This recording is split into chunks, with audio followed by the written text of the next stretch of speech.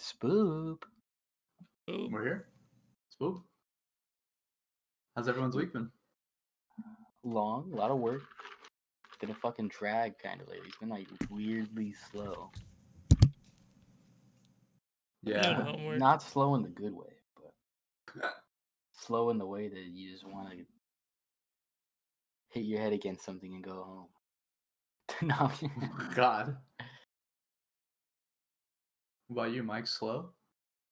Doing homework, yeah, it's been slow though. It's kind of stressful a little bit. Not too bad. All my schoolboys had midterms right now. Yeah, I have a test coming up on tomorrow, actually, Thursday, 25th. Good luck. Good luck, brother. I know in our area too, a lot of kids are actually starting to go back to school. Like my sister, they have the option to go back to high school for like limited classes and stuff. Really? Yeah, which is, I mean, we've talked about across the country schools opening up and like kind of how foolish that is. And I mean, that's scary to see in our community too, because in the last couple of weeks we've seen like restaurants and shit open up too for like indoor dining. Mm-hmm. So yeah, it's not good. Not good. You notice that ever since they started opening everything back up, just less and less people are wearing masks. Yeah. Oh Like, yeah. I'll be walking through the collection on my break or something. It's just nothing but people without, like, just mad people without masks on. Yeah, and just general more weirdos. Like, I mean, I'm like in the back at work, but from all the people like in the front, like it seems like they're encountering just horror stories of people like people coming in with full goggles on but no masks. It's like what is going on? Oh yeah, the weirdos are coming out, bro. And now that everything's opening back up, we're just getting back to the normal fucked up shit that was happening in America. We've had like how many mass shootings since shit's been up? Like we've had like 3 or 4. Yeah, two big notable ones. The one in was it Colorado somewhere recently? And one in Georgia. Georgia. Yeah. I want to say we'll be talking about that one later. Yeah, I want to say there was like a smaller one today or something. I really can't, or maybe like yesterday. You know how America works. If it's under like 5 people, flies under the radar. Exactly. Yeah, you'll be lucky if local news talks about it. I love the Onion. For people that don't know, like the Onion satirical news outlet, they always come with that post every time one of these shootings happens. Like, we can't. There's no way to stop this in the only country where this regularly happens. This shit's nuts. Yeah. And it's just endemic of the sickness that was already in our system before the pandemic, and it, like, the whole rhetoric of the liberals, like a return to normalcy. Hey, psychos, this is what normal was in America before the pandemic. It was still shit. The fuck was that, Michael? It didn't turn out the way I wanted to. It's alright. Wait, what did it turn out the way? Just dance, gonna be okay. Da da do dude. Da da do do. Just when leg break? When is the leg? Why do you want my legs to be broken so bad? Maybe. Oh my god. Maybe it was clickbait. I don't think. What do you think made this title? That's the real question. Oh, Jacan breaks Ian's legs. Yeah. I love the diversity of titles we've had. I try to keep it. For constantly changing. Full clickbait. We've had like nonsensical, clickbait. We even just like didn't we use like American Music Awards because it was something that was happening that day. We're like, we'll use that as our title. We've used like the actual news things as our title, which that makes too much sense. We don't gotta do that all the time. We had to stop doing that. Yeah. Michael, you remember when we covered Ligma? Yeah. I know you remember. I know you remember, Michael. I definitely remember. You were all over that piece. Maybe on that we should start with, I think truly this is the most, earth-shattering news that's happening right now. And of course, everyone knows that David Dobrik raped somebody. Yes. Oh my god! And he also oversaw a child sex ring, which they were doing slavery. Little St. Jeff's has been renamed to Little St. Dave's. Little St. Dave's. They were on the. Michael, give me some David Dobrik. But this isn't I don't know shit about David. You gotta like context. That's funny. Instead of the Lolita Express, like what's it like? This is not a YouTube. What's his car? Like, what kind of car does he drive? Does he have like a name for anything? Like does his house or like his group? He has a. What car does he drive? I think he drives a. Do you have like a clique name? Yeah, there's like is his group called like something? Team 10 or something? Yeah, Team 10. Oh. He drives a Tesla, Jose? Yes, He drives a Tesla and he drives this other supercar. I forget what the fuck it's called. Jose and Michael are deep in the sauce of this evil man. An Aston Martin, that's what it is. God, you guys. Oh god, yeah, that makes sense. Those are really small cars, though. Aren't those hard to get into? They call themselves the Vlog. The Vlog Squad. Thank you. Oh, okay, that's how you know they're sexual abusers. No, I'm kidding. The Vlog Squad Express. Yeah, I was Vlog gonna Island. say, but I didn't want to bring. I don't know. Do you know Hassan was actually on a jet with them one time? They all.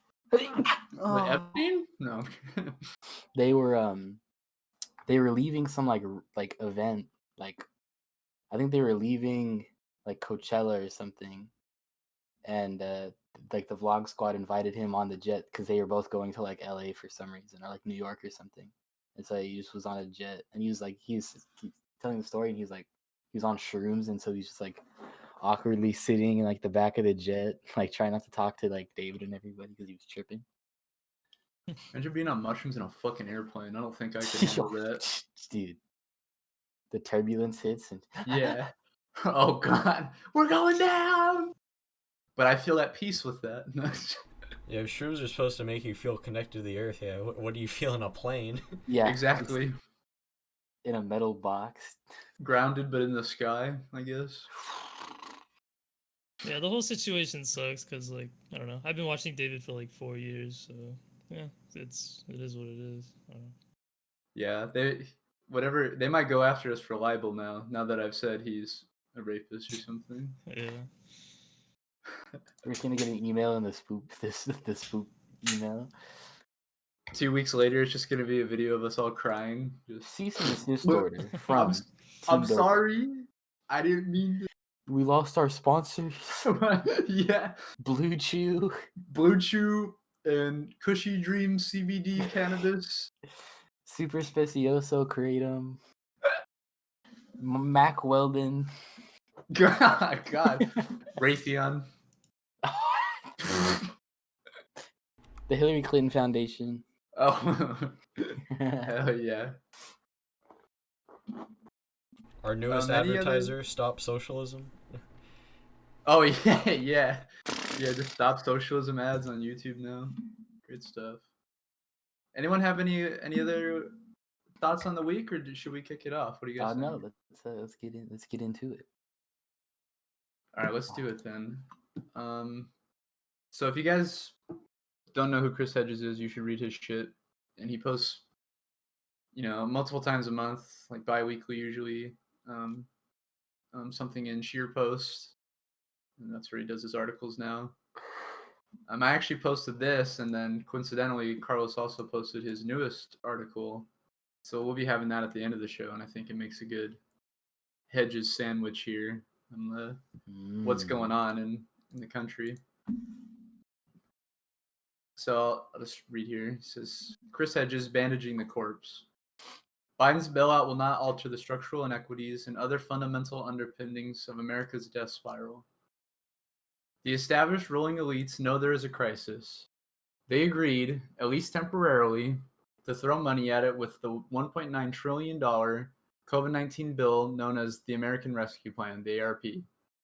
But the ARP will not alter the structural inequities, either by raising the minimum wage to $15 an hour or by imposing taxes and regulations on corporations, or the billionaire class that saw its wealth increase by a staggering 1.1 trillion since the start of the pandemic, all things we've talked about on this show. The health system will remain privatized, meaning the insurance and pharmaceutical corporations will reap a windfall of tens of billions of dollars with the ARP, and this when they are already making record profits. The endless wars in the Middle East and the bloated military budget that funds them will remain sacrosanct. Wall Street and the predatory global speculators that profit from the massive levels of debt peonage impose on an underpaid working class and loot the U.S. Treasury in our casino capitalism will continue to funnel money upwards into the hands of a tiny oligarchic cabal. There will be no campaign finance reform to end our system of legalized bribery. The giant tech monopolies will remain intact. The fossil fuel companies will continue to ravage the ecosystem. The militarized police, censorship imposed by digital media platforms, vast prison system, harsher and harsher laws aimed at curbing domestic terrorism and dissent, and wholesale government surveillance will be, as they were before, the primary instruments of state control.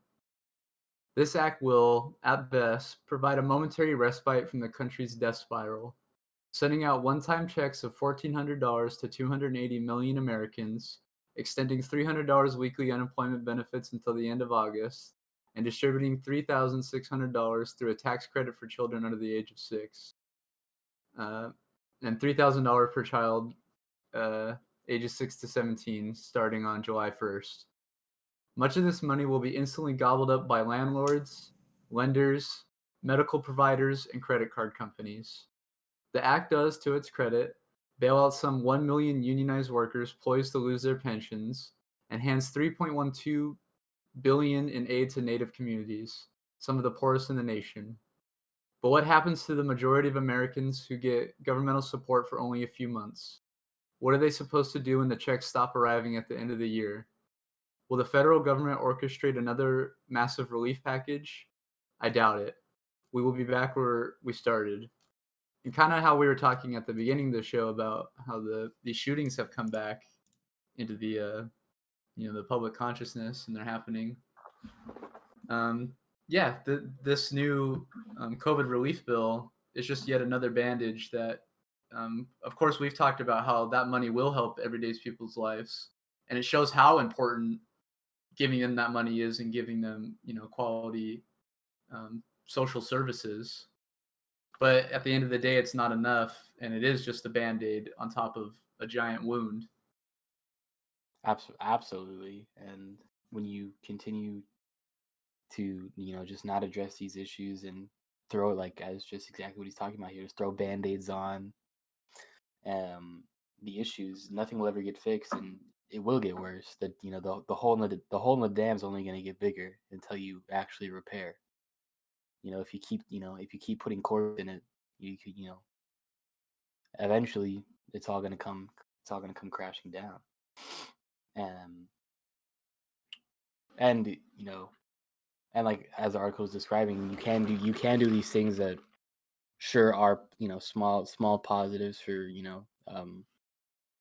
like minority communities like that, but it's definitely not enough, and it's leaving doing that, for the obvious reason of the attention in the media to divert to that.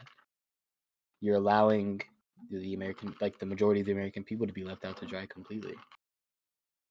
Right. And you're not, as he was like listing thing after thing in the beginning of just all the systemic things we haven't solved, whether it be healthcare, the powerful tech monopolies, and of course, probably the most important thing, just general wealth inequality in the United States. Yeah, and our crumbling infrastructure.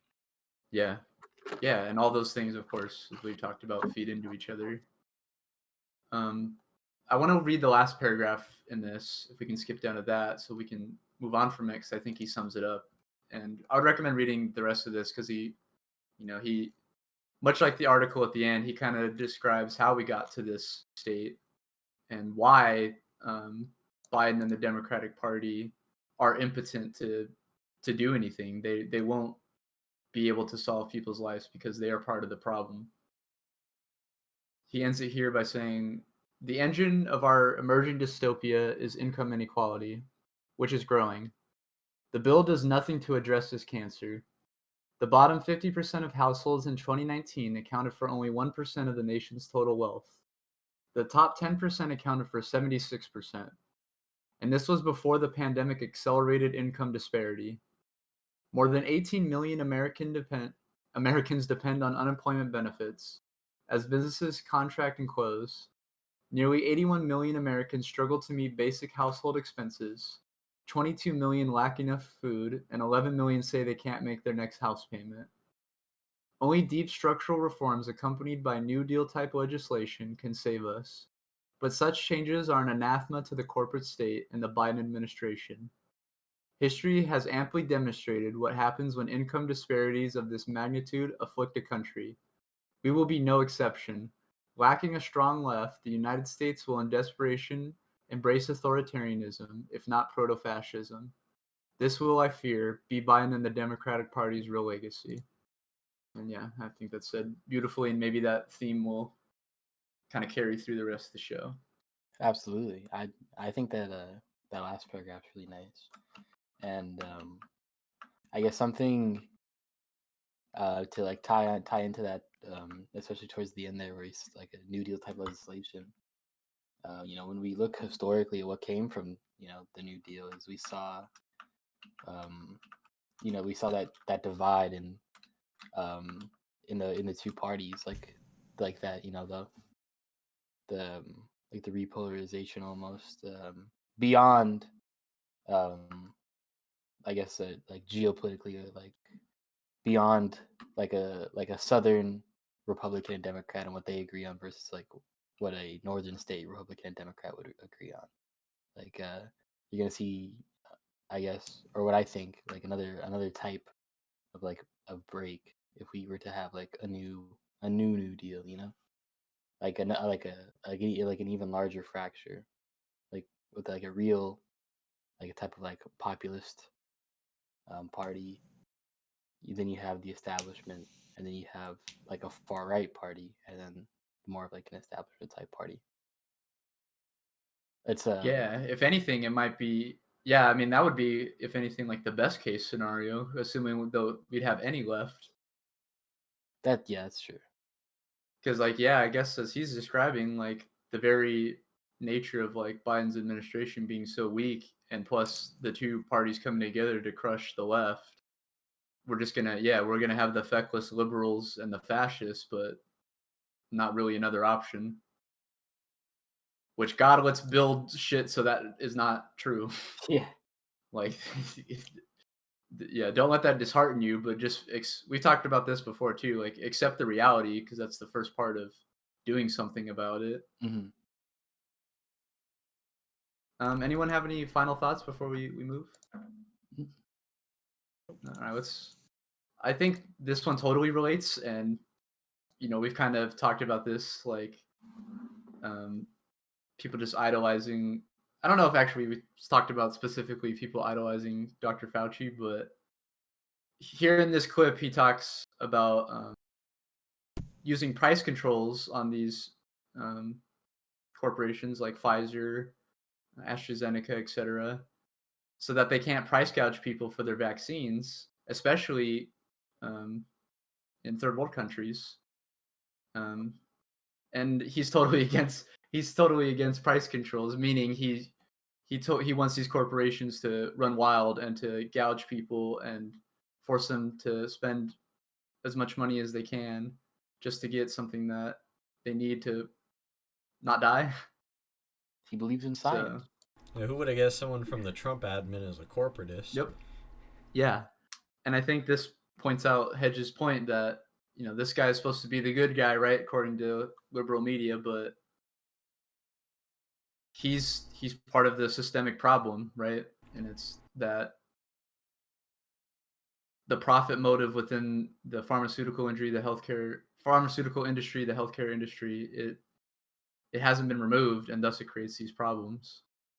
You remember when fucking like right post-election when Biden was like confirming like who was gonna be in his cabinet and whatnot, and everybody was fucking sucking Fauci off because he was like, I'm gonna bring Fauci back. Oh yeah, and he got to pitch at the mound at like a Yankees game, and yeah. When it shows, it's kind of just like the same attachment people make to Biden, and they completely excuse all the factual reality of all the bad shit he's done, because they can't come to terms with the fact that it's a systemic problem that they're all culpable in. Yeah. Being nominally against Trump doesn't make you a good person. Yeah, exactly. So let's play the clip so you can just hear from his own mouth the disgustingness of it, and then we can move on. So this is what's called get Tony in trouble question. Those are the fun ones, aren't they? Yeah, those are the real fun for you. Actually, could you pause it one more time, Carlos? So the person asking the question, by the way, is a representative of Pfizer. She's a lobbyist. So she's a lobbyist for Pfizer, asking Fauci if the Biden administration will do price controls on them, and fishing for a no answer, basically. And just watching them laugh and chum it up is so gross. Yeah, you can tell what they think. Yep. Gun, it's not so much fun for me. No, I mean, I have a lot of experience over the years dealing with pharmaceutical companies in which we're trying to develop an intervention. And the one thing that is clear is that if you try to enforce things on a company that has multiple different opportunities to do different things, they'll walk away. They will walk away.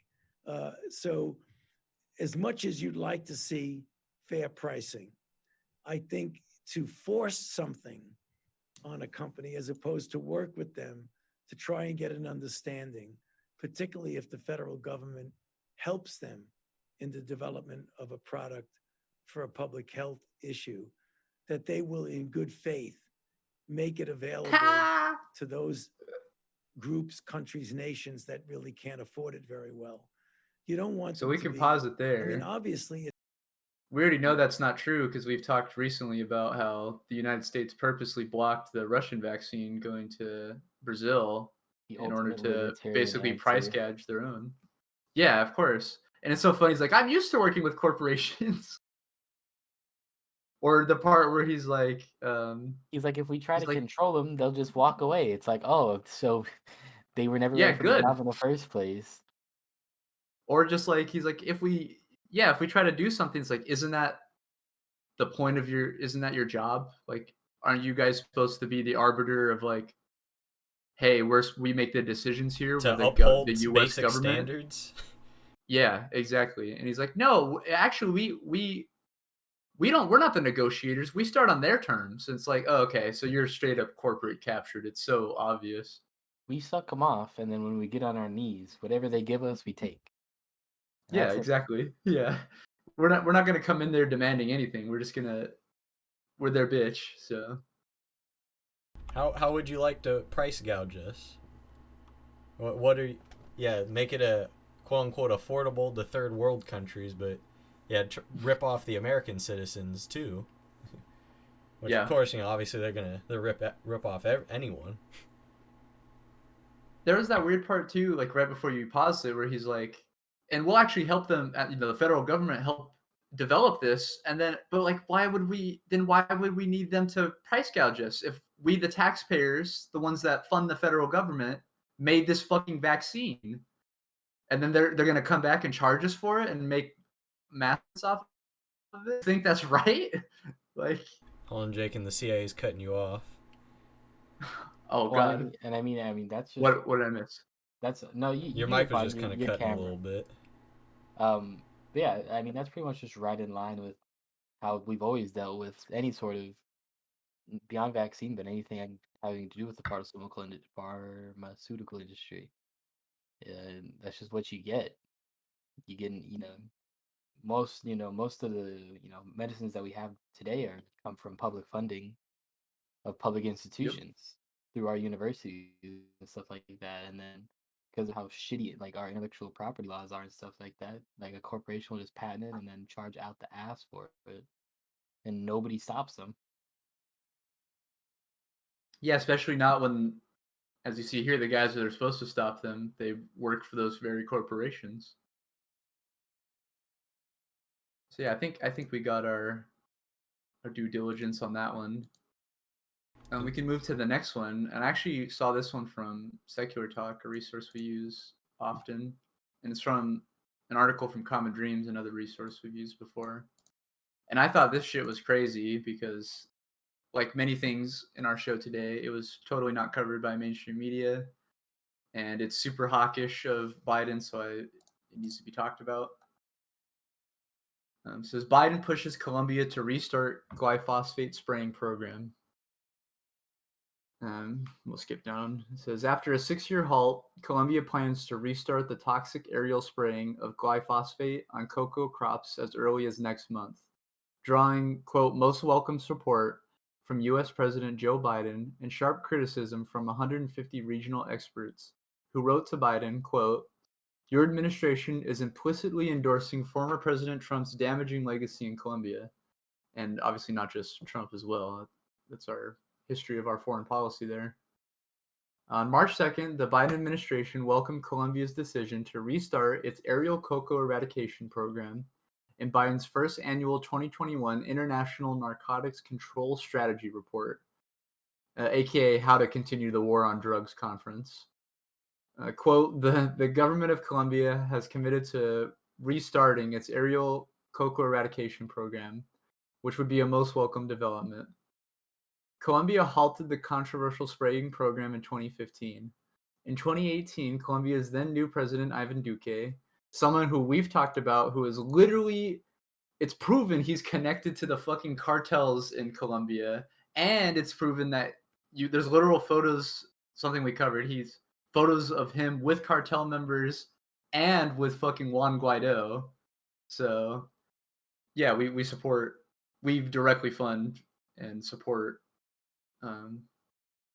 We fund both sides of the drug war. Absolutely. And it's blatant here. And then we have the hypocrisy to be like, hey, we're going to try to stop it by spraying them with these pesticides, basically.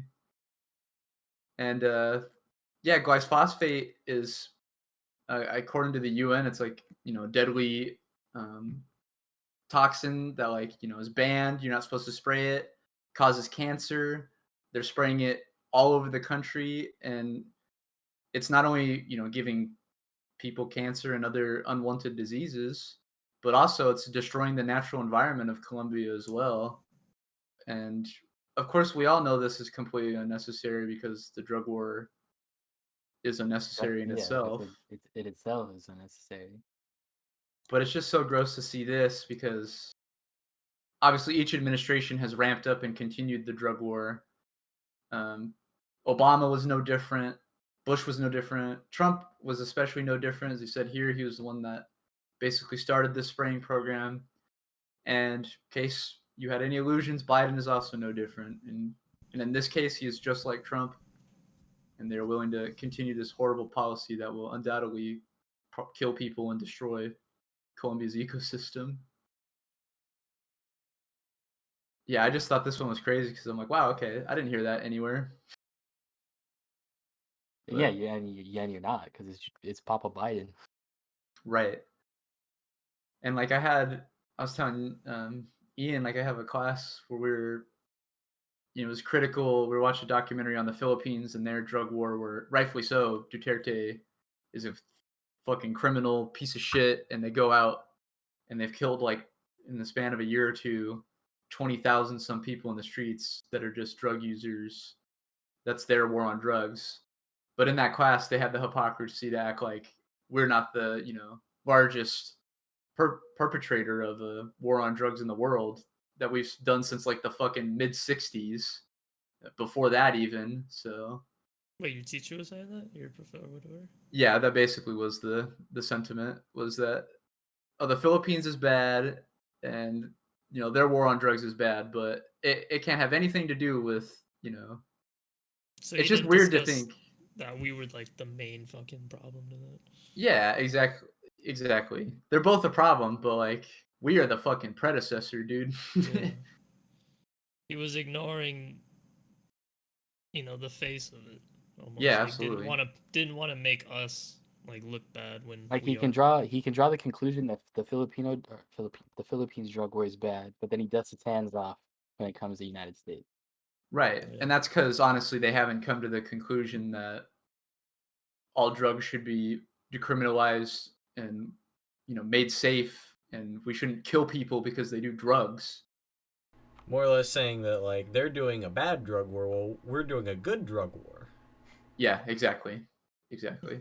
Well, my stimmy just hit, so legally I have to say that I agree with the drug war. Yeah. Hey, yeah. They make you sign a contract that says it's okay to spray cancerous chemicals on Colombians. Now, before I and then give you get the your check. stimulus check, can you just sign? Don't read it, but can you just sign this? Don't read it, but what Terms about and conditions for your stimulus check. you Terms and cannot put it? conditions. You can't. you You can- can't advocate for BDS against. Yeah, it's Israel. just you took the words out of my mouth, dude. You fucking piece of shit. Hey, I can see that being a thing in like a month. We've already had some like dystopian jokes that have become reality. No, So. and we've already seen states attempts to. We've seen states successfully. With that, I forget what state it was, but you can't get contracts with the state if you support BDS publicly. Yeah, they And were you have trying to to do sign, that. and In, you like, have to sign something that says you will not talk about it. yeah, they were trying to do that in like more than like 20 states or something. So just you don't have freedom of speech. Gotta love Yeah. Israel. Exactly. So I guess on that note, we should move to something Michael has to read for us. And this will be our last piece before we hit our break. So thank you to everyone It's watching. actually indeed a tweet as well. Yeah. So let's open that up. I closed it. Hold on. This was something that our Latin correspondent, no, our friend Jose sent us. Did he send this? Yeah, and it was trending when this happened, and we can kind of talk about that as well. But yeah. So this is by AG Plus on Twitter. It says breaking: the House has passed a bill protecting immigrant farm workers from deportation. About 1.2 million farm workers in the U.S. are currently undocumented. The bill now heads to the Senate for approval. And there's a few photos there showing farm workers. Did we also want to show the video that was also linked underneath it, or no? I don't think that's necessary because we can really just jump from this because I think the real thing to talk about, and we don't have it here, but also a big story that came out at the same time but was not talked about as much as this, was that a lot of those, ICE, quote, overflow facilities, aka the, what everyone complained about, the Trump kids in cages thing. Yeah. A lot of them are more full than they've ever been right now. And there's an overflow problem in some of them. Yeah, and that's not to create some narrative like, oh, there's too many people coming into our country. No, it's the Biden administration is taking even further steps, as both Trump and the past administration that Joe Biden worked for, the Obama administration, have done, which is ramping up deportations, ramping up, detainment of undocumented people, and doing things like this, which I think are steps in the right direction, but I don't think this bill will pass the Senate. I was just going to ask you. I was going to say, do you think in the end this will pass? No, and I think it's just a platitude to cover up for those other things that are the reality of what's happening. Right. And I mean, I'm not the only one thinking about this, but like these workers are like such a big part of the U.S. and like I don't like it would on it like you said, this is a good step in the right direction, and hopefully it does get approved. But looking at how things are playing out, it may or may not, like you said, right? Yeah, and one of the big, hullabaloos, I like that word, people made for why you should vote for Joe Biden was like, hey, here's the difference. He's different on immigration. He's going to make a clear path for citizenship. He's going to even though his history as a legislator shows none of that, Yeah, he's gonna give better, less conservative judges that are gonna. He's done none of that, and only offered historically, he platitudes. won't. Yeah, exactly. That's what I'm saying. All those things are based in what reality, because he never was that person. I don't see And Biden also they giving them citizenship. And also either. they just get amnesia because No. Republicans have done everything in their power, even as a minority, to block any sort of Democrat anything forever, because the Senate is fucking stupid and literally is just pro-Republican in every single way possible. Every little like nook and cranny and like workaround there is, it always favors the Republicans.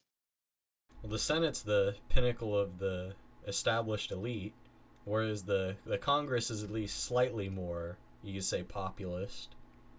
Well, and that's why things like this get through sometimes, or like a $15 minimum wage might get through. But when it gets to the Senate, yeah, you're right. It gets to the elite bubbles and the people that are truly lobbied and paid for by the corporations. Yeah, and like 100%, like they're like most of the Democrats in power, scumbag corporatists anyway. But like, yeah, just everything about this, like the fact that California has the same amount of senators as like 8 red states. It's like, what are you gonna do? Like they just, even as the minority, they just have so much power.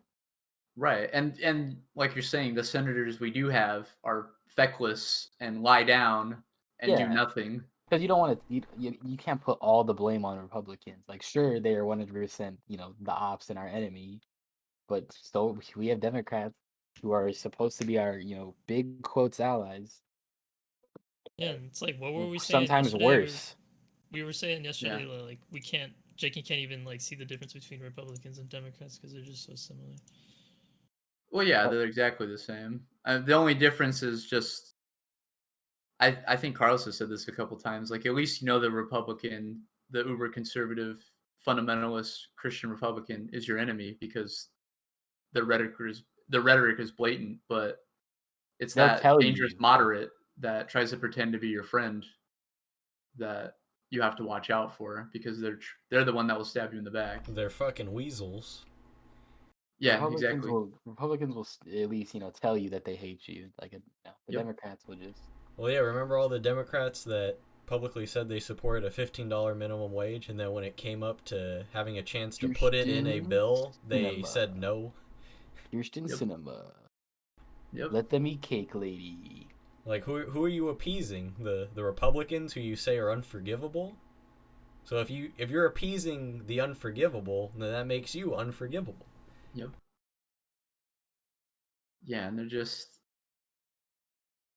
nothing there. And I thought this was interesting to bring up, like, in contrast with what is happening with the Biden administration and immigration, how that was supposed to be like the one issue that they were supposed to be better on, and no. So, and that was to be expected. I think we talked about that before he came into power, and we'll keep talking about it as well. Yeah, sorry. It's Johnny. God. Yeah. I mean, I'm not gonna repeat what you said because I don't want to be on record saying it, but yeah. I'll do one that's not sexist. Maybe like, even though that one's fucking hilarious. Hey, historically, Caesar was not killed by like an enemy ruler, right? Or like some bitter enemy within the Senate. He was killed by his best friend, who was a feckless liberal. And Jacan's not gonna get smoked by, his ops. He's gonna get smoked by me. Yeah, exactly. I'm gonna break Ian's legs, not exactly. not anybody else. Yeah, that's a good comment. I'm not gonna read it though. Yeah, no. I'm not gonna be on record saying that. That's all I'm gonna say. Did fucking Discord sell out to Microsoft already? Because I hear the fucking I know, they've been bombing in the toilet. No. It's Ian's. You still have that noise suppression thing on, huh? I know. I have my shit on the fucking. I have my soundboard thing plugged in on accident. Oh god! Don't hit one of them by accident. You mean this one? It's just mud in the... No, yeah, Hell you have yeah. the noise suppression thing on because it didn't even go through. Oh, really? Yeah, How about this? there it goes. Copyright incoming. Yeah, we just get striked right then. All right, I God. think we should go to break on that note. Hell yeah. I'm done. Don't have me nerf you. All right, let's go. Okay, we're gonna get a All break. right. We'll be right back.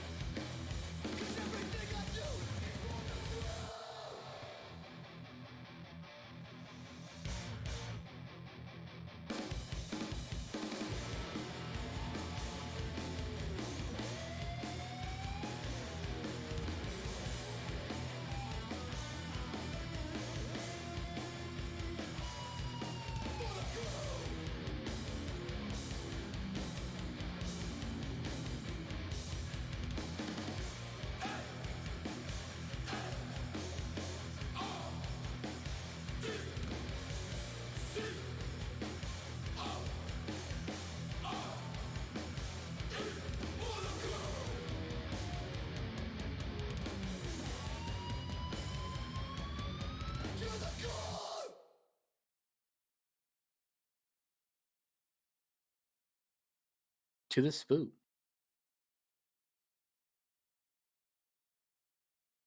Hello. Hello, it's been 3.5 minutes. Is that how long the song was? Just a boot. Just a boot. Just Am a I- spoop. Fucking Spotify still busted. That's so Probably just I annoying. wonder what happened. I'm gonna have to restart after the stream.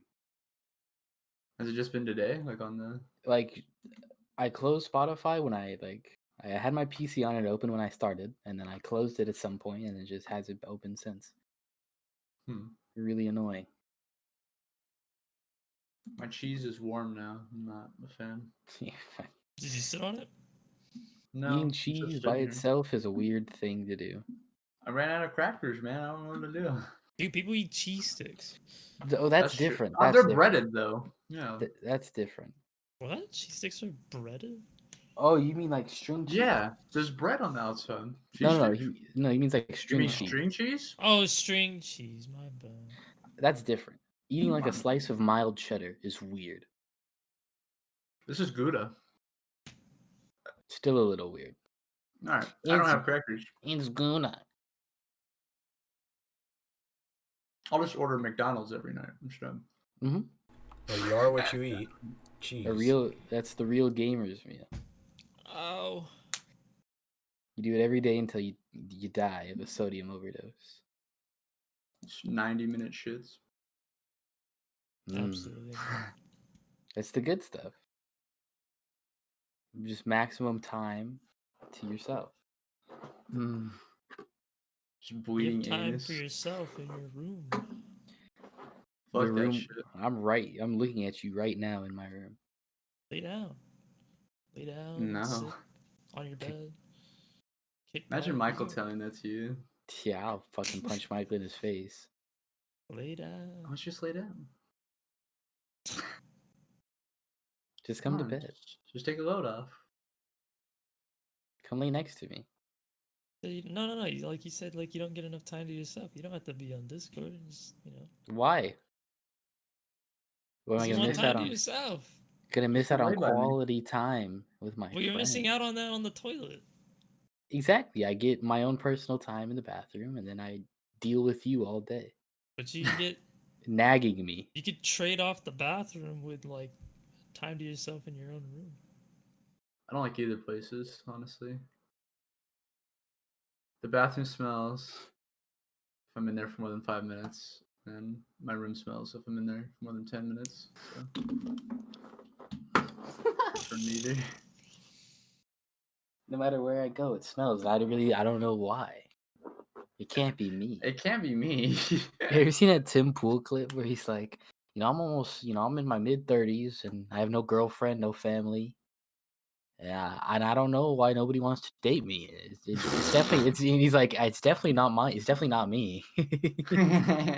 And he says it with like a straight face. It's like insane. He's like, Got his beanie pulled down to his Yeah. eyebrows. I don't get it. I'm like, in my mid-30s, nobody wants me, and it's not me. I don't get it. Yeah, it's really weird to say. Nobody wants me. Yeah, you're fucking low. Well, with him, that might be true. He's a fucking weird incel dude. Who would want him? Yeah. So, Don't be like Tim Pool. Yeah, don't. Please don't. You can wear a beanie. Just Don't be a dipshit. yeah. So our second half is kind of not fat, but it's got some heavy stuff. So try to get through it. And when I was kind of alluding to earlier in the show, like there's a lot of stuff in here that's not going to get covered by mainstream media. This is a big one. Not that it's surprising, but there's a phone call released between the ex-head of the CIA, the one who was the head of the CIA during the Iraq War and the response after 9/11. Him calling the president of Yemen, asking for the release of Anwar al-Awlaki, who, the CIA, the U.S. State Department, during all those years claimed was like one of the key leaders of al-Qaeda and thus an enemy of the United States. But as this phone call reveals, he's literally working for the U.S., which, yeah, we've talked about that, the history of that, the Mujahideen and stuff being literally paid by the CIA and stuff. But this is, just new information that's not talked about. This is from Alex Rubenstein, who does stuff for the Gray Zone. So I thought, he kind of compiled it all together well, including some of the story of al-Awlaki as well. The article's pretty long, so I'm only going to read some sections, and I would recommend reading more, but I think I'll read what's pertinent. It says explosive new recordings released by the Houthi government of Yemen pile more earth atop mountains of existing evidence of the U.S. government's support for the very same terrorists it has claimed to be waging war against for nearly 2 decades. The Moral Guidance Department, a branch of the Yemeni armed forces of the revolutionary Houthi government of Yemen, published last week a number of secret documents and phone calls from the former regime of longtime President Ali Abdullah Saleh. 2 phone calls between former President Saleh and the former director of the CIA, George Tenet, were released. A Yemeni government official has confirmed to me that the calls took place in 2001. In the calls, the former CIA director can be heard pressuring Saleh to release a detained individual involved in the bombing attacks on USS Cole in October of 2000, which left 17 dead and 37 injured. In the call, which if you go to his Twitter, you can hear the audio of it, but there's a bunch of other places you can find it. In the call, Tenet is asked by Saleh's translator about the name of the individual in question. He says, quote, "I don't want to give his name over the phone," Tenet tells him. Saleh notes that the FBI team tasked with the USS Cole investigation had already arrived in Sana'a and asked Tenet if the FBI personnel could meet with him to discuss the matter. Tenet refuses, saying, quote, "This is my person, this is my problem, this is my issue. The man must be released," in case he couldn't make it any more fucking explicit. "I've talked to everybody in my government. I told them that I was going to make this call," Tenet says. As Saleh's translator is delivering Tenet's message to the president, the CIA director cuts him off and says that the man in question, quote, "must be released within 48 hours. It also says, quote, "After 50 days, this must stop," he says. Major General Abdul Qadir al-Shami, the deputy head of Yemeni Security Intelligence Service, confirmed to Houthi media that the person in question was dual American Yemeni citizen Imam Anwar al-Awlaki, a top leader of al-Qaeda in the Arabian Peninsula, who was killed in Yemen in 2011 by Barack Obama by a CIA drone strike. Houthi media says al-Shami pointed out that the Americans used to train their individuals in Yemen and send them abroad to carry out operations for them, and then affixed the accusation to Yemen as an excuse to come under the cover of fighting those individuals. Another document from the State Department dated 1998 highly suggests U.S. interest in establishing a military presence in Yemen around the Sea of Aden. Saudi-born Ali Al-Ahmed of the Gulf Institute, a leading expert of Saudi politics and terrorism, told me that he is not at all surprised by the phone call between George Tenet and Yemen's former president. Says, quote, "I've been saying this for a long time," Al-Ahmed told me. "People that think these organizations, al-Qaeda, ISIS, are organic, non-state-backed organizations are either lying or completely stupid. The fact that ISIS had all these American weapons, they didn't come from thin air. This was part of a plan. The same thing with al-Qaeda. The fact that this organization, which has been attacked all over the world, continues to survive 20 years on and spread, is not by accident. It's done by security and intelligence organizations in Washington, D.C., and in Qatar, Saudi Arabia, and the UAE, and by Ali Abdullah Saleh. This recording," he says, "fits the bill that Anwar al-Awlaki and others, they were sometimes knowingly or unknown being used as a tool." And we can kind of skip that section there because it kind of gives a background on Tenet. He's second longest to ever serve as CIA director other than the LeBron James of the CIA, Alan Dulles. But I want to go to where it says hijinks with the hijackers because it gives more background on al-Awlaki. And I think in seeing his background, it's pretty clear that like he's a puppet of the United States. And when it was no longer politically convenient for them to keep him around, they assassinated him. Anwar al-Awlaki has been perhaps the most enigmatic figure in the so-called war on terror. Even after the terrorist attacks of September 11, 2001, al-Awlaki enjoyed free travel between Western countries like the United States and the United Kingdom and Yemen. He was killed in a CIA drone strike in Yemen in 2011, a likely illegal targeted killing of an American citizen with little to no precedent. Also, you could look this up too, his son, who was 16, was also killed. He was bombed by a drone in an open market. That was under the Obama administration. And his daughter was also bombed and killed She was also an American citizen.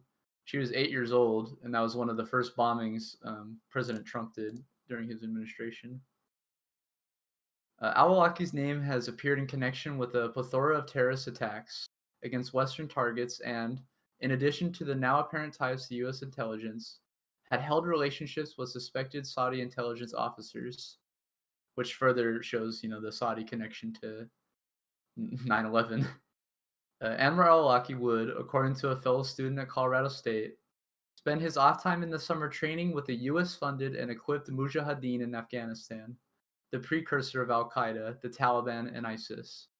The Afghan militants were funneled $20 billion by the CIA in Operation Cyclone, with Osama bin Laden being a main benefactor, in order to fight off the Soviets defending the then socialist government.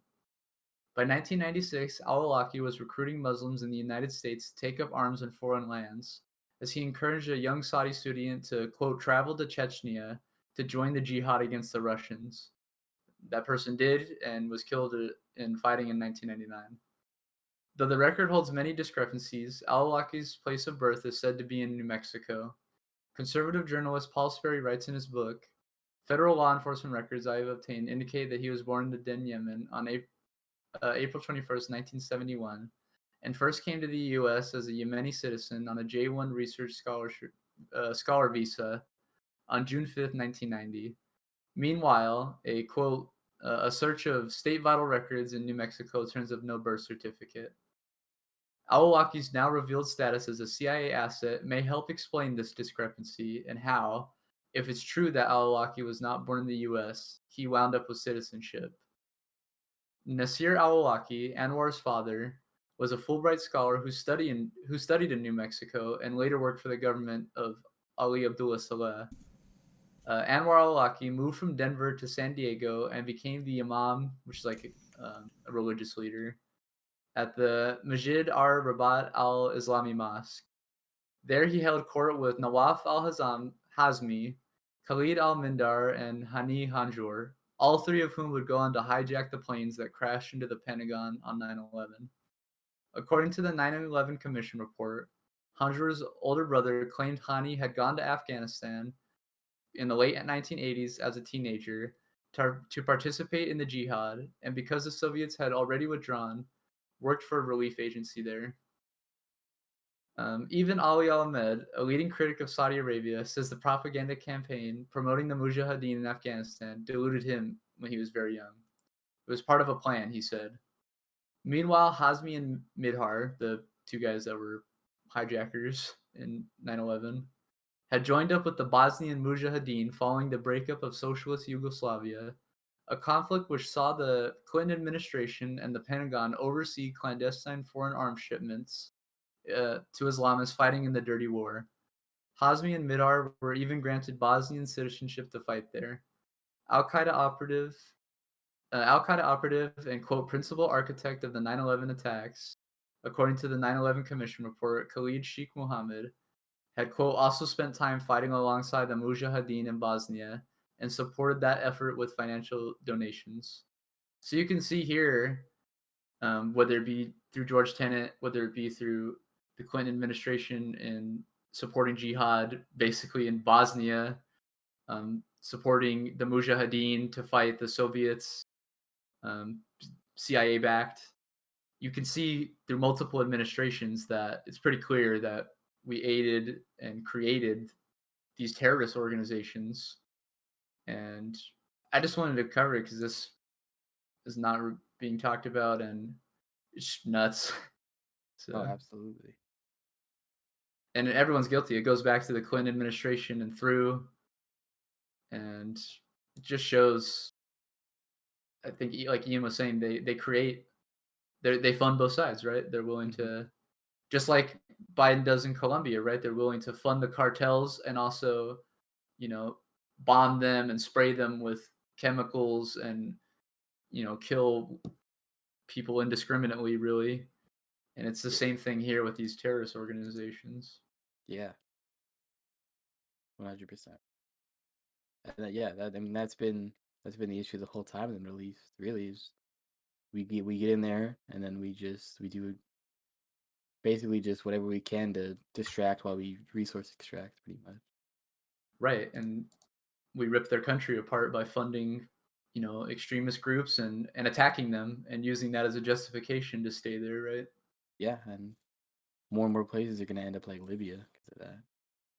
Yeah, Libya, Afghanistan, all these places they've named in this article, due to U.S. policy, have been, including Bosnia, have been severely fragmented, and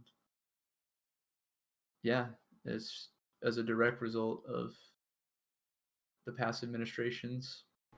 Yeah, which creates the perfect opportunity to let our corporations go in under the guise of they're creating stability in the region. Yep. Yeah, or even if not that, like with Dick Cheney, like groups like Halliburton and Raytheon to move in and massively profit off of arms sales in order to fight perpetual wars against, as it shows here, groups we literally fund. And we can move from this because I think these next two pieces totally lead into that. And I'll keep short with this one. And this is from Mint Press News. It says U.S. allies drop 46 bombs per day for 20 years. New CODEPINK research reveals. The United States and its allies have dropped at least 326,000 bombs and missiles on countries in the greater Middle East / North Africa region since 2001. So since these lies have begun, as we showed in the last article. That is the conclusion of new research by Medea Benjamin and Nicholas J.S. Davies of anti-war group CODEPINK. Iraq, Syria, Afghanistan, and Yemen are the countries that have felt the worst of the violence. But Lebanon, Libya, Pakistan, Palestine, and Somalia have also been targeted.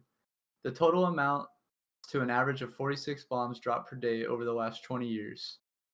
CODEPINK's numbers are based primarily on official U.S. military releases, as well as data from the Bureau of Investigative Journalism, the Yemen Data Project, and the New American Foundation. And this is the crazy part, honestly. As striking as the figure of 326,000 is, it is an underestimate, as the Trump administration ceased publishing figures of its bombing campaigns in 2020, meaning there is no data for Iraq, Syria, or Afghanistan for either of the previous 2 years. Also not counted are bombs or missiles used in helicopter strikes, AC-130 gunship attacks, strafing runs from U.S. bombers, or any counterinsurgency or counterterrorism operations in other parts of the world. Which, yeah, if you probably include those, it amounts to, I'm sure, millions of bombs, hundreds of thousands of different attacks, all kinds of different covert operations. And yeah, this just shows here's the numerical, result of what happened in that last article. This is what it looks like. Yeah, hundreds of thousands of bombs on. We wonder why these countries are, in perpetual turmoil. And why everybody there fucking hates our guts. Yep. So we can move from that one, and this is like the last one that kind of blocks these together.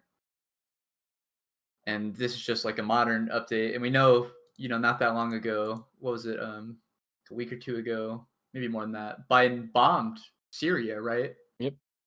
And which continues this legacy, this policy, and even had the gall to do like pull the thing. I'm sure it's been used by other presidents and administrations as well, but it was the thing that we saw Trump do when he bombed, I think, Syria or somewhere, where he was like, oh, I held back. I showed restraint by not bombing them again. And they did the same thing. They ran a puff piece on Biden saying he showed restraint and he called off a secondary strike on Syria.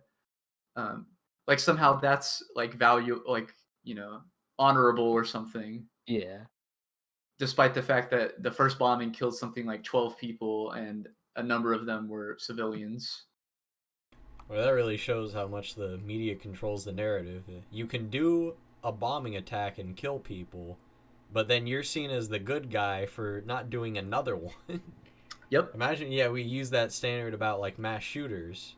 So you go in and you kill several people, but then you decide to go turn yourself into the police. So, we should thank them for not going to the next location. I mean, we pretty much saw that with what happened in fucking Georgia. They the whole narrative at the beginning was, oh, he had a bad day. Right, that was the cops. Yeah, it was the fucking stupid ass fucking pig was like, well, yeah, looking at the evidence, he had a bad day, and it's like, really? Like, yeah, I think that's an understatement, dude. What about all the people that? Yeah, I think a lot of people had a very bad day that day, and I think he was not at the bottom of that list.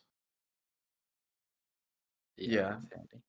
No, you're right though. Like, All I have are if bad anyone else said this, it would be recognized as bloodthirsty. But the media cheers Biden as some honorable guy or something because he doesn't do another absolutely unhinged bombing of a not only unhinged but a completely illegal bombing. Like, we never talk about that anymore, but you're supposed to get fucking Congress's approval before you illegally attack another country. before any sort of military strike. Yep, Yeah. but we don't do that because we've violated that long ago, and we're above, we are above the UN, we're above the International Criminal Courts, and that's of course another example of it. What's that one quote? Every president since who would be charged at the Hague? Since FDR, I think. Oh yeah. I think that's president- Chomsky that says that. Yeah, every president since FDR would More than I him, think- further back than him. I think I think the quote is something like Hoover, maybe? like if we were to judge like what presidents are war criminals if they should be sent to the Hague, his quote is like all of them basically. Yeah, exactly. You'd have to send all of them. Well, there was an interesting fact I didn't know. I was watching one of Graham Elwood shows that during the Russian Civil War, we sent 10,000 troops to uphold the Russian dynasties in power. Yep. Mm-hmm. Yeah, absolutely.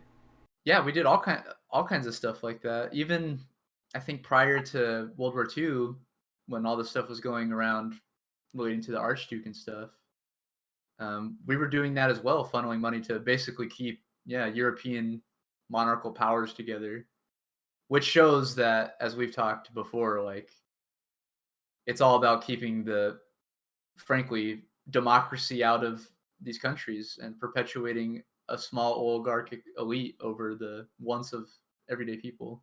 Yeah.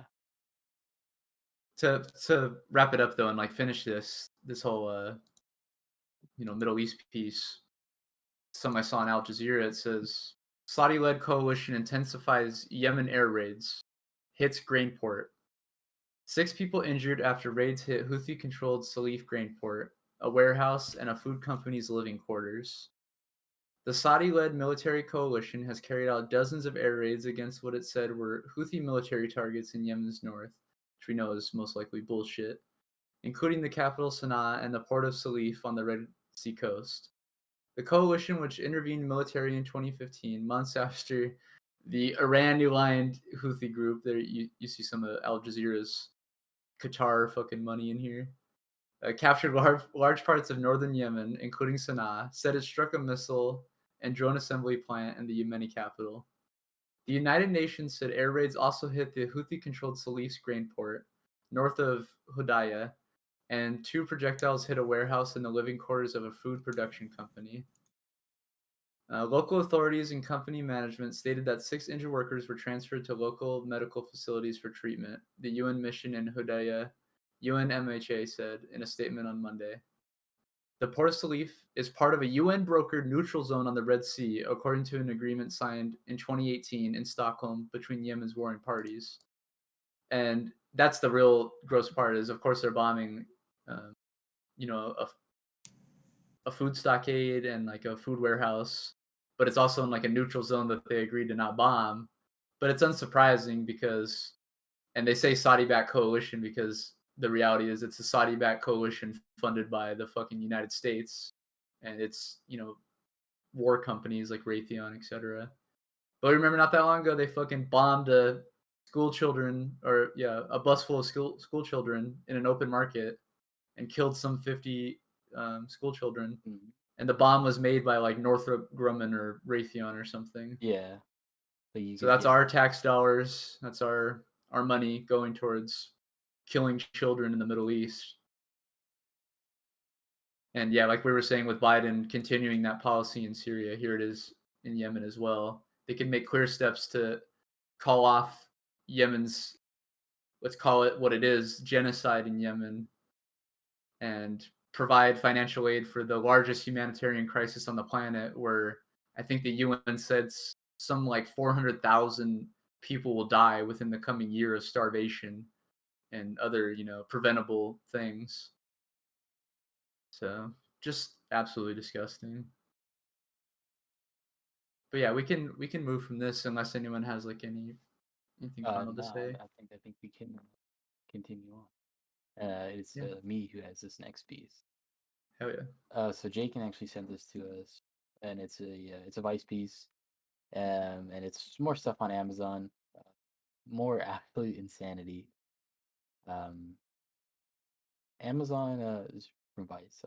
Amazon delivery drivers forced to sign biometric consent form or lose job.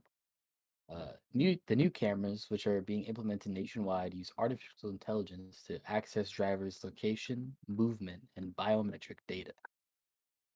Amazon delivery drivers nationwide have to sign a biometric consent form this week that grants the tech behemoth permission to use AI-powered cameras to access drivers' location, movement, and biometric data. If the company's delivery drivers, who number around 75,000 in the United States, refuse to sign these forms, they lose their jobs. The form requires drivers to agree to facial recognition and other biometric data collection within the trucks that they drive.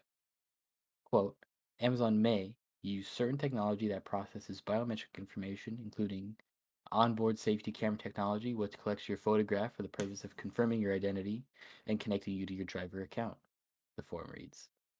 Another quote, using your photograph, this technology may create biometric information and collect, store, and use biometric information from such photographs, end quote. It adds that, another quote, this technology tracks vehicle location and movement, including miles driven, speed, acceleration, braking, turns, and following distance. As a condition of delivery packages for Amazon, you consent to the use of technology, which is fucking insane to think about. Amazon's gonna, do everything in their power to control every single part of your life as an Amazon employee while you're there, and beyond when you're there too. Just if you work for Amazon or any of their subsidiaries, they're going to control your life.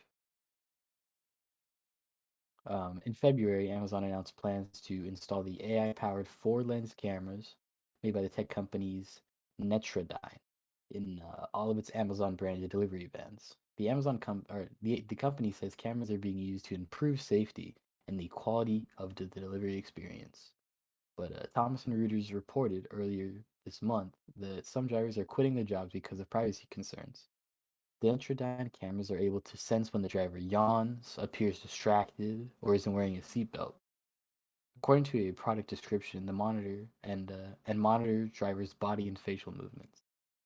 So yeah, like I'm at. It's a proctor. It's gonna get to a point where you yawn and somebody's gonna come on a mic and be like, hey, cut that shit out.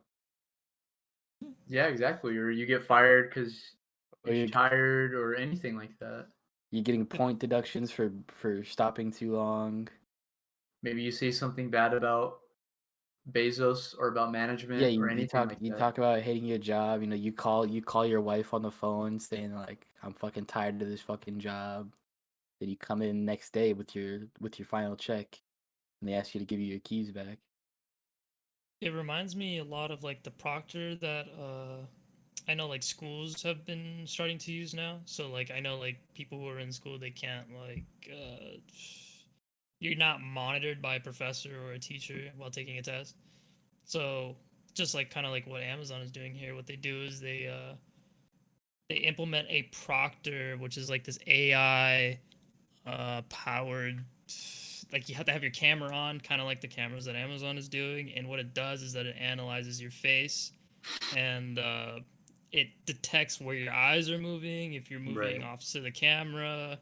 It kind of reads your facial expressions to determine like what you're thinking, or like what are you thinking, like hey, what are you doing, like are you cheating. So kind of like the same thing here with Amazon, like you said, like they can use it against them for like it says here, the quality of the delivery experience, And or they want to improve the quality, but you're also hurting the workers just because they're yawning or they're kind of distracted or tired, which I'm sure they are. They probably will be working for Amazon. yeah, Congregate, you're right. They're literally just trying to make robots at this point. They're gonna push humans to just the absolute brink of not being able to perform anymore, being pushed to such shitty conditions, and then before humans try to make any sort of labor movements, they're gonna be like, oh, well, Elon Musk has just given us a fleet of Amazon delivery trucks, so Right. AI. I mean, that's what they do now, right? Like their facilities are super high tech and have replaced a lot of jobs, but like the jobs that are available now are shitty, really difficult, really taxing jobs that people still take because they're desperate and there aren't really a lot of jobs. Yeah, and we have a friend who works for one of these facilities, where one of these You just worked a 12-hour shift or something a day. yeah, 10 to 10, and he's Yeah. in Discord with us, fucking yawning all crazy while driving and shit. It Like it's it really makes you think like how much longer will thought crime be just a dystopian word before it becomes a true reality? I mean, it is there's plenty of cases of thought crime being reality, but and what's funny like is stuff like this makes it seem like it's Republicans will call like changing the name of Mr. Potato Head to Potato Head. They'll say that's Orwellian, right. and That's then 1984. and then this literally is happening, and nobody in conservative media is like batting an eye at like Right. Yeah, that's literally not Orwellian. like Yeah. this is literally a telescreen in a car, Yeah. and you're not, Yeah. and that's somehow not Orwellian, but gender neutral plastic potato. It's the end of an era. They're trying to make our kids gay. Yeah. It, It is really scary though. It's like, it's yeah, insanity. in one hand it's yawning, but like Michael's saying with the Proctor stuff, like who's to say they can't just say you're doing something? They don't do they have to prove that you're cheating? Can they just, hey, the thing picked up that you were looking around a lot? You're Yeah. like, okay, and They would review the footage. of course, but I mean, let's bring it to like the case of Amazon. Maybe it's the If same it's thing. your Like, all word right, we'll against review it. theirs, Yeah. Who's the Right. reviewer? Amazon. It's like, all right, great. Yeah, that's what I'm saying. Like maybe literal thought crime isn't too far off in cases like this, man. Yeah, and let's just skip to the bottom. If you like there's like a long thing of it's pretty much like the consent form from the company, and there's just a little bit left at the bottom to read. And I think this is the more like human part of the article. Notre Dame cameras are used to help keep drivers in the communities we deliver safe. A quote from Deborah Bass, a spokesperson for Amazon. Another quote. We piloted the technology from April to October 2020 on over 2 million miles of delivery routes, and the results produced remarkable driver and community safety improvements. Accidents decreased 48%, stop sign violations decreased 20%, driving without a seatbelt decreased 60%, and distracted driving decreased 45%. Um, I'm not gonna read the rest of the dumbass spokesperson quote, but like, listen to that. The Like, self-interest. What self-interest would critiquing this be? Like, what would our self-interest be? yeah, and like Rather than their obvious self-interest to this, which would be more profit and the exploitation of their workers. making sure that workers have to be productive at all times while on the Yep. clock. No downtime. Oh, there's no self-interest there, though. Exactly. And they list off these numbers as like, oh, these are good things, but it's like they have to literally watch you while you work 24/7 just for this to happen. Like, and they don't care about this. They don't care how many accidents happen, how many people wear seatbelts. They care about people being productive during the times that they're clocked in, because they want to maximize profit while paying them as least as possible, or as less as they possibly can. Right, they don't question why they probably have a shit ton of accidents in the first place, which is because they rush their drivers everywhere. Yeah, shitty GPSs, overworking. The money they implement for this technology, they could be putting into raising their wages. Yeah, right? And that might actually make it safer for people. Yeah. And then I'm just gonna read this last part here because Great point, Michael. it's the last part. And I think it's a big part. Very quote, I had one driver who refused to sign, end quote. The owner of an Amazon delivery company in the Pacific Northwest told Motherboard. Motherboard granted the business owner anonymity because they feared retaliation from Amazon, understandably so. Quote, it's a heartbreaking conversation when someone tells you that you're their favorite person they've ever worked for, but Amazon just micromanages it too much.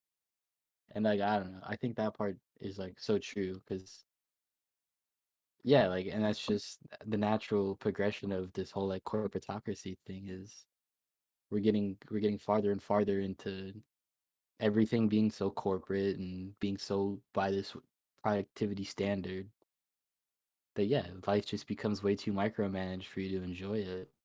And even if you do have like the best coworkers ever, your managers are awesome, whatever, eventually it's gonna get to a point where everything fucking sucks.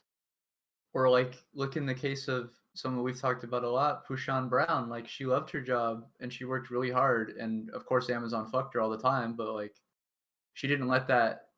She claimed like she enjoyed her life and stuff, and she had a daughter. And what Amazon do? It through their negligence they killed her. And there's plenty of other workers with similar stories. Yeah. And yeah, so many whose stories have never been told. Oh yeah, absolutely. Yeah, if you remember when we covered it, just the details of what they put the family through, it shows they don't care at all. They have no They didn't compassion. send them a letter. They didn't no financial support at all. They even hounded after her daughter, asking her questions post her mother's death. Like, yeah, inhumane stuff. Yeah. But we need them in Oxnard. Yeah. But we need these jobs are so important. We're a dying city. Yeah. That was kind of loud. Yeah, I remember at the more or less the start of the pandemic, like my mom tried to like commit to not ordering anything from Amazon anymore. And so it just proves that like they're not really a necessary service, even though they claim that like, oh, we provide these quote unquote like necessary goods and services to people. It's like, well, you wouldn't even need Amazon for that. Exactly. They've that's just not their captured primary those business at all. services. Yeah, because they have the money to buy them out and get people dependent on them for everything. Which is Right. literally just capitalism.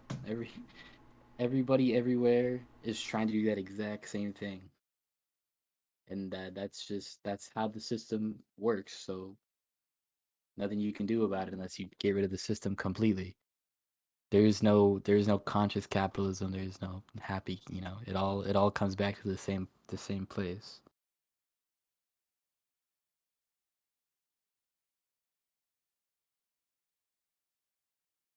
Hell yeah. Yeah, I thought that was Vice has done quite a few different pretty good pieces on like individual shitty things Amazon has done to their employees. So good on them. Appreciate that. We've used quite a few of the articles for that. I'm still coming for you, Vice motherfuckers. Oh yeah, their quality in general has definitely dipped, especially since we've talked about it with like the Intercept and stuff. I think they're owned by some collection of board of directors of some handful of billionaires, but Carlisle Group. These things get out sometimes. Mm-hmm. Some independent writers. Buy Supreme, support Carlisle Group. Yeah, buy Supreme, support Carlisle. It's less about the publication, more about the writers themselves. Yeah, exactly.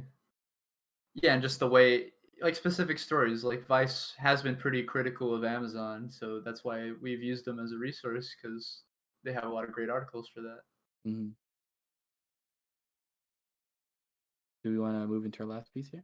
Yeah, I think Carlos has the bow tie for us, yeah? I gotta open my throat. All right. Why'd you say it like that? Yeah. Because I knew you'd love it if I said it like that. That's why. I need to open my throat. So, we got another Chris Hedges piece here because he's just a very insightful writer on the issues that we face in America and around the world. So this one here was a article he had written after the attacks on the massage parlor women, and but this was before the Colorado supermarket shooting, so it kind of doesn't necessarily have all the context of that in here, which I saw he had done an interview on RT about this article that he mentions that. So it just shows how quickly, this cycle happens, that you finish writing an article breaking down one of these mass shootings and then the next one's already happened, which I'll just get into it. So this one's titled "The Evil Within Us." Millions of largely white Americans, hermetically sealed within the ideology of the Christian right, yearn to destroy the quote, satanic forces they blame for the debacle of their lives, and one such evangelical just killed 8 people in Atlanta. Robert Aaron Long, 21, charged with murdering 8 victims, 6 of whom were Asian women, at 3 Atlanta area massage parlors, told police that he carried out the killings to eliminate the temptations that fed his sexual addiction. His church, Crabapple First Baptist Church, in Milton, Georgia, which opposes sex outside of marriage, issued a statement condemning the shootings as, quote, unacceptable and contrary to the gospel. The church, however, immediately took down its website and removed videos, including one that was captured by the Washington Post before it was deleted, where the church's pastor, Reverend Jerry Dockery, what a weird name. He told the congregation that Christ's second coming was imminent, and when Christ returned, Dockery said, he would wage a ruthless and violent war on non-believers and infidels, those controlled by Satan. So you could see how, if this guy was your pastor and he was saying these kinds of things to you, and I mean, it's like almost more or less drawing a direct line connection to the tragedy that just happened. Quote, there's one word devoted to their demise, the pastor said. Swept away, banished, judged. They have no power before God. Satan himself is bound and released, and then bound again and banished. The great dragon deceiver, just that quickly, God throws him into an eternal torment. And then we read where everyone that rejects Christ will join Satan, the beast, and the false prophet in hell. I've heard a lot of these types of sermons by fundamentalist preachers during the 2 years I crisscrossed the country for my book, American Fascists, The Christian Right and the War on America. I attended Bible studies, prayer groups, conventions, tapings of Christian television shows, rallies held by patriot pastors, talks by leaders such as James Dobson, D. James Kennedy, Tony Perkins, and creationist seminars. I visited the 50,000 square foot Creation Museum in Petersburg, Kentucky. Took an evangelism explosion course. Joined congregations at numerous megachurches for Sunday worship and participated in Right to Life retreats. I spent hundreds of hours interviewing scores of believers. The simplistic message was always the same. The world was divided into us and them, the blessed and the damned, agents of God and agents of Satan, good and evil.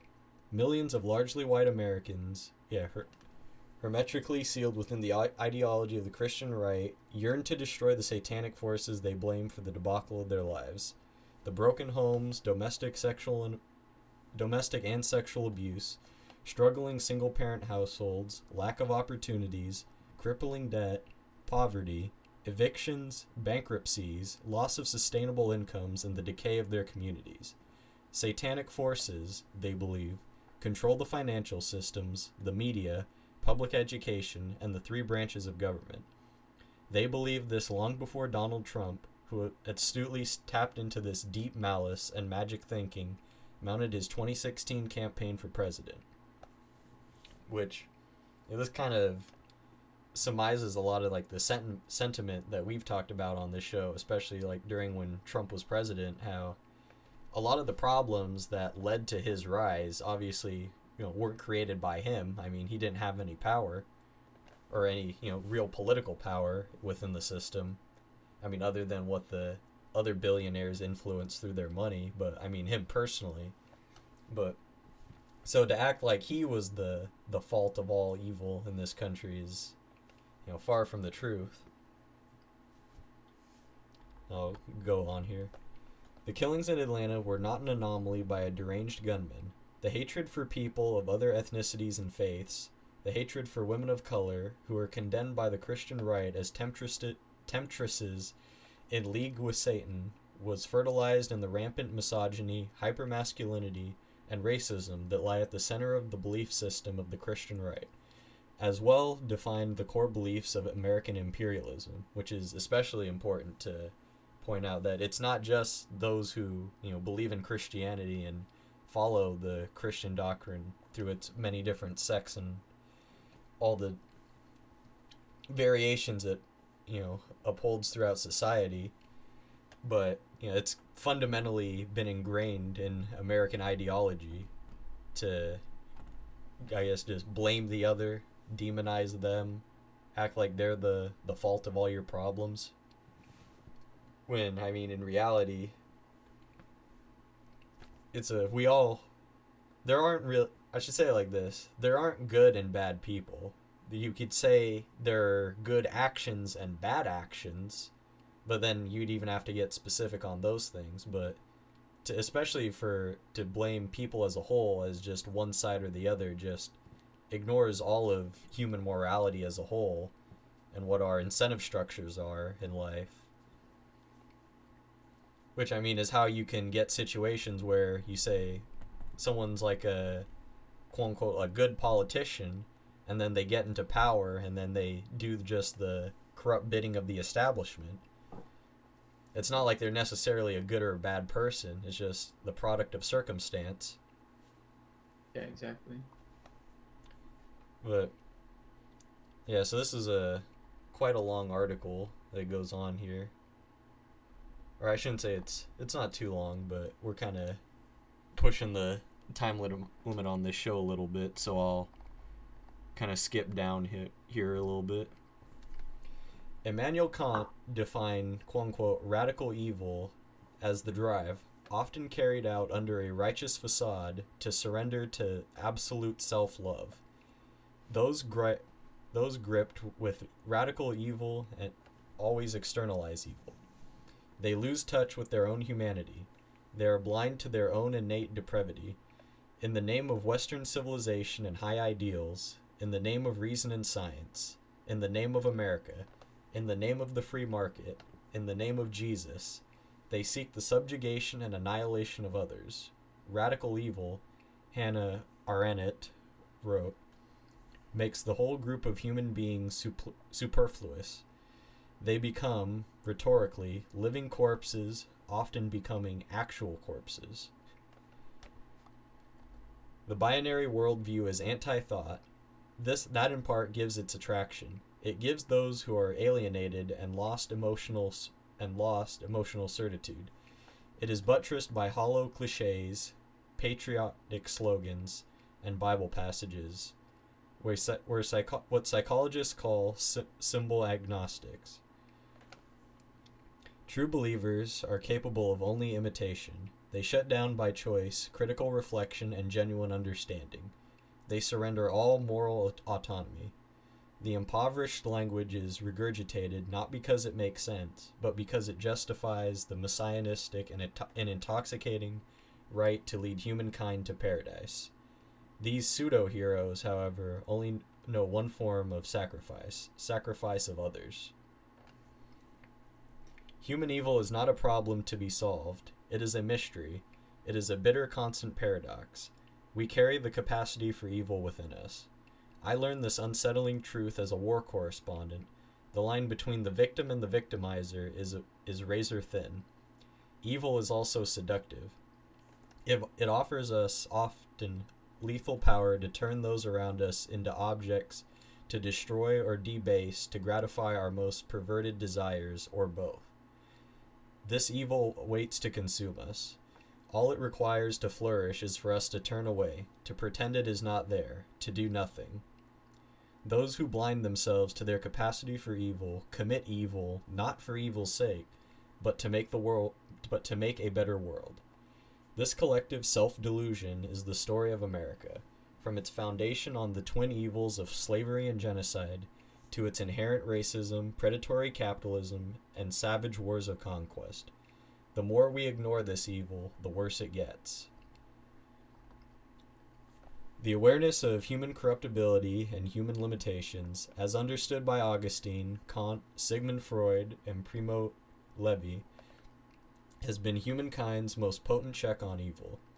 Levi wrote that, quote, compassion and brutality can coexist in the same individual and in the same moment, despite all logic. This end of quote, this self-knowledge forces us to accept that even one defined as moral or virtuous is ever free from the taint of self-interest. It reminds us that we are condemned to always battle our baser instincts. It recognizes that compassion, as Rousseau wrote, is alone the quality from which, quote-unquote, all social virtues flow. And just one last paragraph here to wrap it up. Rabbi Abraham Joshua Hesichel said that, quote, some are guilty, but all are responsible. End quote. We may not be guilty of the murderers in Atlanta, but we are responsible. We must answer for them. We must accept the truth about ourselves, however unpleasant. We must unmask the lie of our pretended innocence. Long's murderous spree was quintessentially American. That's what makes it, along with all other hate crimes, along with our endless imperial wars, police terror, callous abandonment of the poor and the vulnerable, so frightening. This evil will not be tamed until it is named and confronted.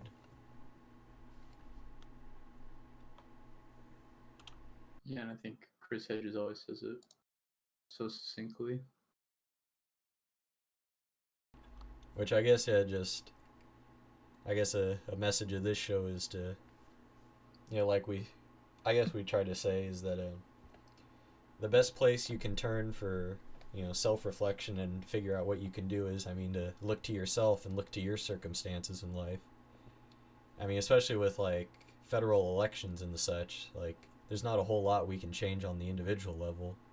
But at least with, local elections, we do have some little sway in our community if we try to make our voices heard.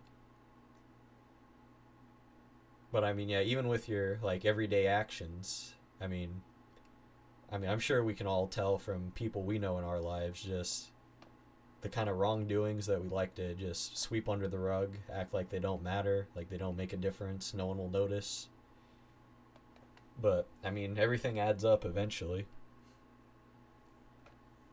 Yeah, and it all collectivizes into what the American, as he says, the American iconography is, right? Which is just cloaked in violence and trying to make it seem like the other is the problem rather than recognizing that evil is a capacity in all of us. And us as Americans, we especially revel in violence and all these things, and we need to recognize that evil is within us before we can even confront it. Yeah, I guess kind of how with we love to shit on liberals on this show, which liberalism can, in the same respect, create the potential for good as it can, in the same way, create the potential for evil. Just right. Being a liberal doesn't necessarily make you a bad person, but that's exactly. The way we like to point out on the show is that liberals usually use that ideology to excuse the evil. Exactly. And like you're saying, brush it under the rug and act like it doesn't contribute to that larger evil, the suffering of humanity. Yeah, I think that was a beautiful article. Yeah. And it ties up everything. Is this our 45th? That is 45. Yep. It is. Crazy. We almost have more episodes than presidents of the United States.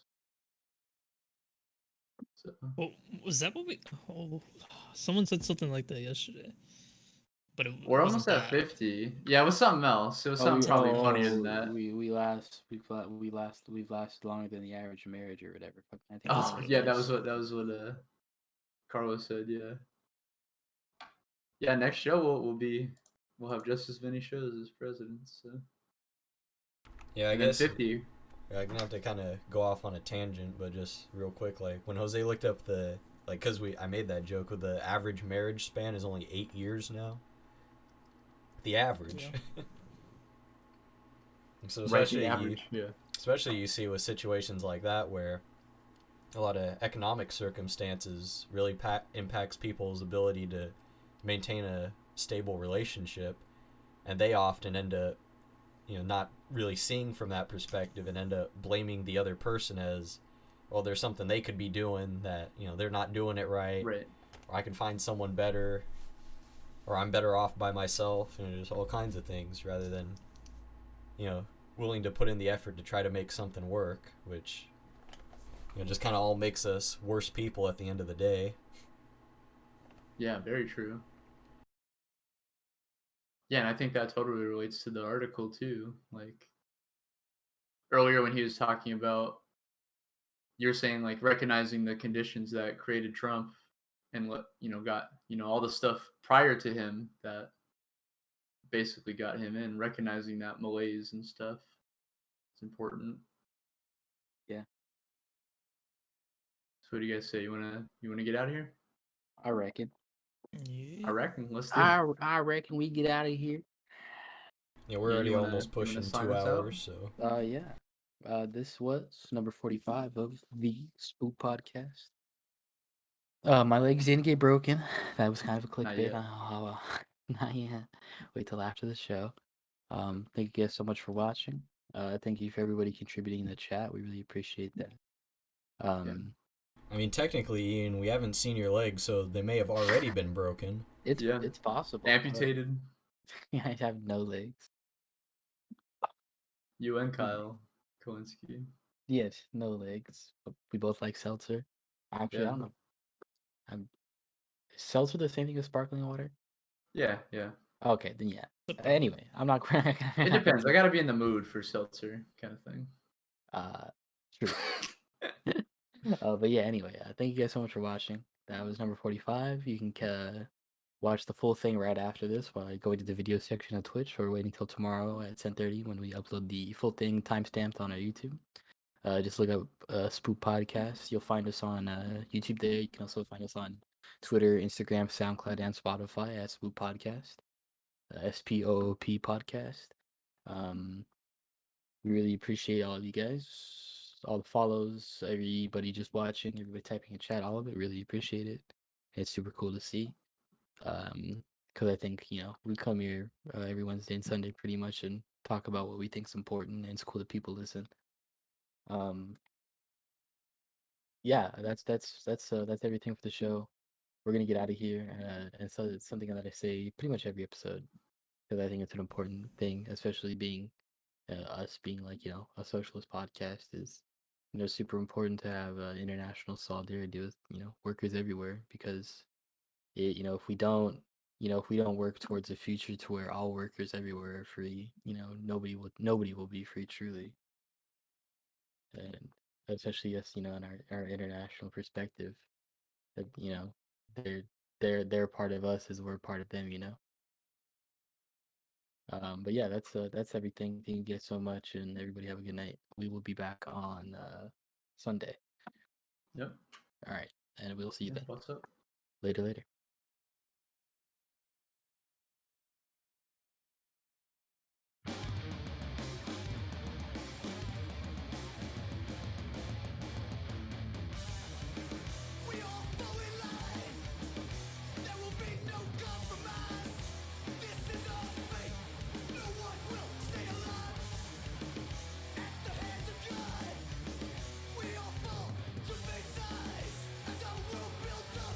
Continue